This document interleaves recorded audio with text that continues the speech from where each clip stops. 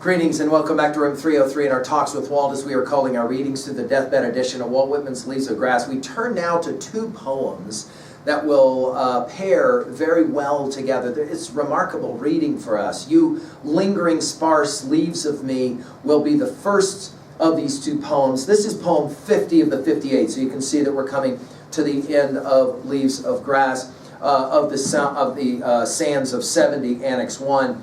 And then after that, we will turn, and both of these poems will play around with the symbolism of the tree, not meager latent boughs alone. And we'll have something to say about Ruthie's tree right outside that window there that has been a powerful symbol for us for years and years, and now we'll be able to kind of complete the circle with Whitman, and obviously a selection of poems called Leaves of Grass. Now, our assumptions are that you've been following our stuff at learnstrong.net, down that left-hand side, Talks with Walt, our playlist, and you've been with us from the very beginning, and the inscriptions up to and including, obviously, the referencing of trees and the whole idea of walking beneath a tree and it changing your life, and Song of the Open Road. We gave a set of introductory comments to Sands at 70, and I'm hopeful that you've had some exposure to that. And then, of course, we just finished with Twilight. Now, our Nortons will tell us about this one, that it was first published in Lippincott magazine, November of 1887, and it was published along with the poem to follow, not meager latent boughs alone, the poem that will follow it. Now, the symbolism, as we said here, is the tree.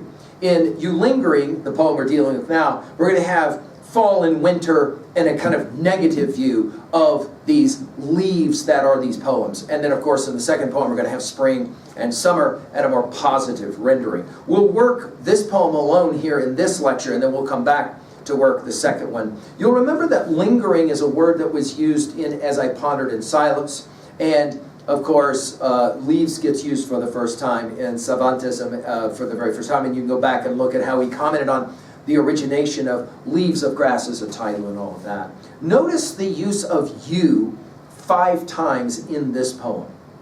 You, lingering sparse leaves of me. By the way, sparse only gets used one time in Leaves of Grass, and it's right now.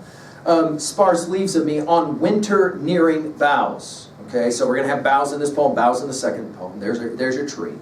Winter nearing, obviously, is your fall. And I, some well-shorn tree of field or orchard row. So obviously the identification not only of Whitman as a poet, he's getting old, but obviously as well his poetry.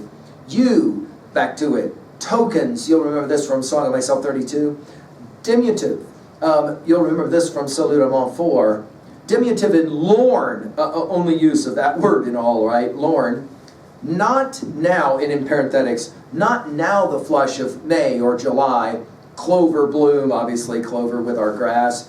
Again, the dash, no grain of August now. In other words, it's as if he's arguing the tree, like Ruthie's tree, of course, during the winter, loses all of its leaves and looks very barren. Dare we say it? It looks of course dead.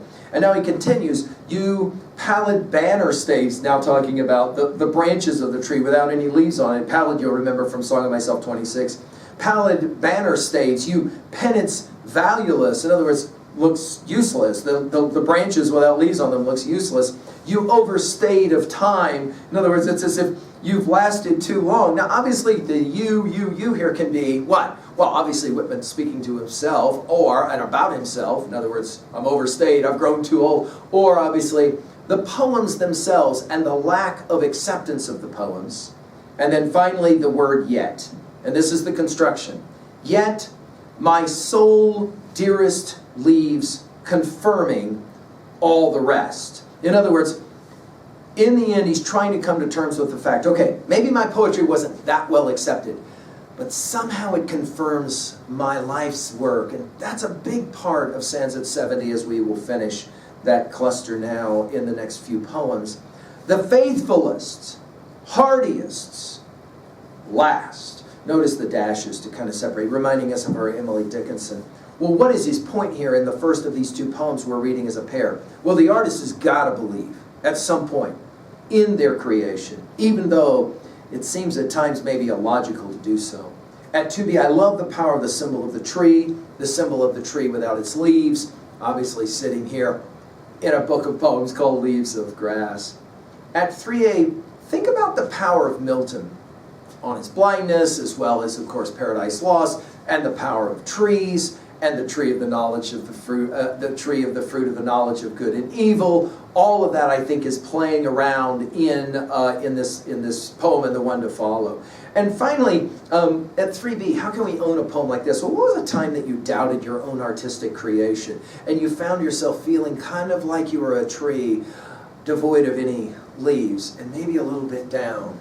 And then, of course, you had to find your way out of it. That's the next poem. Come back and we'll visit that one. Thank you.